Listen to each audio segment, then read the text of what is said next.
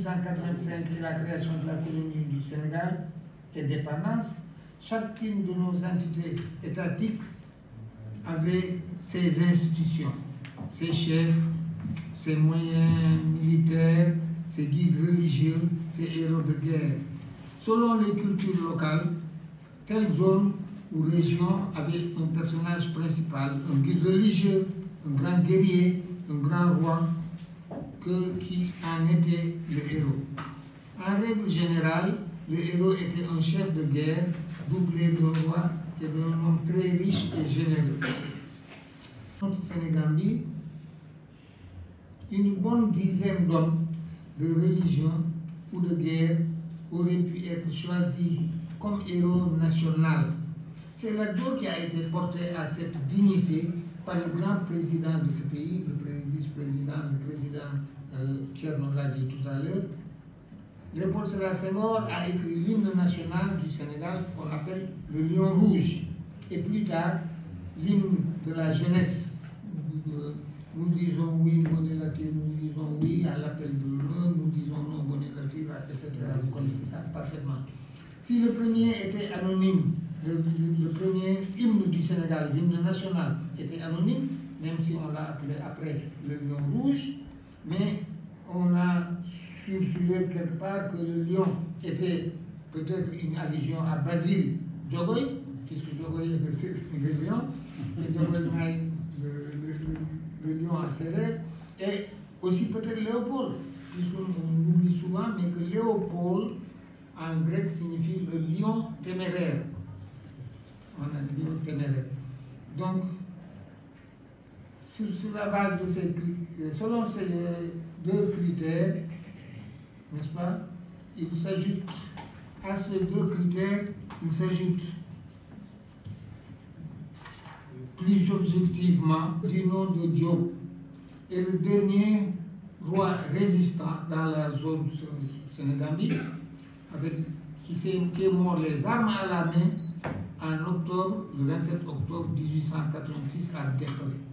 Certains autres étaient trop marqués du côté de la religion, d'autres qui auraient pu peut-être prétendre à cela. D'autres sont morts en exil. Au Niger, par exemple, pour le cas de d'autres encore n'ont pas permis qu'une belle épopée se développe autour de leurs gestes, même si celle-ci a été exagérée, ce qui a été le phénomène de l'époque. La Ngoné Latyr Diop, Damel du Kajoor, roi plus ou moins central, royaume plus ou moins central, d'ethnie Wolof, c'est-à-dire majoritaire, linguistique majoritaire, est mort au combat, encore une fois, les armes à la main contre l'envahisseur.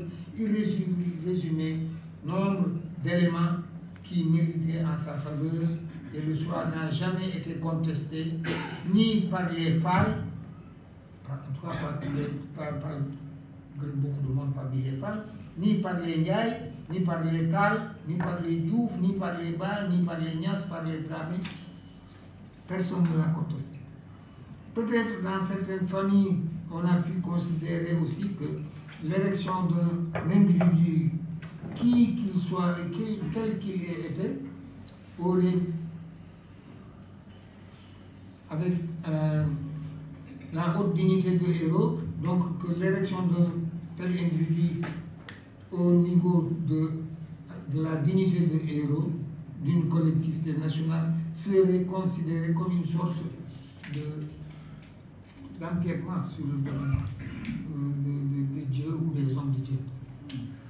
Selon les régions, pour s'en tenir à la zone nord, les héros sont nommés en africain, ou élus, ou considérés comme des héros sur des époques et selon des critères différents. À titre d'exemple, la Guinée-Bissau a pour héros Amilcar Cabral, du XXe siècle, n'est-ce pas?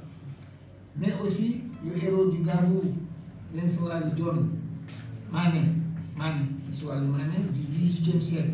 La Guinée-Conakry a Sékou Touré au XXe siècle, mais Samori Touré au XIXe siècle.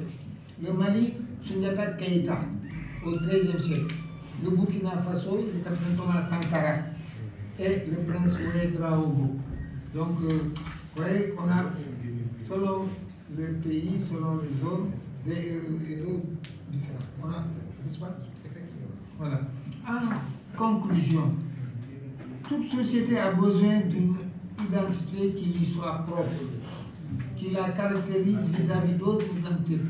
Cette société, cette identité se construit dans un espace donné et autour d'images symboliques construites autour de sites, de lieux, d'artefacts, par exemple des monuments historiques, et aussi et surtout des personnages historiques plus ou moins anciens et autour desquels des références historiques, légendaires, épiques et même mythiques sont partagées.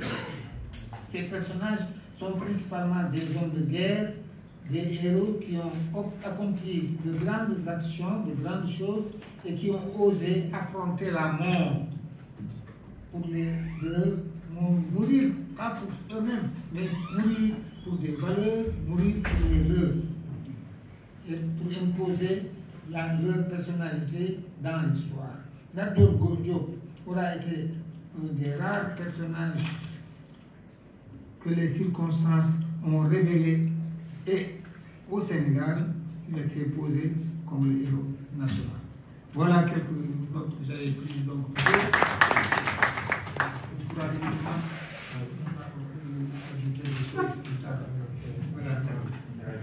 merci beaucoup. Alors, sans perdre du temps, je reprends ma casquette de président de séance, effectivement. Après moi, je vais donc passer la parole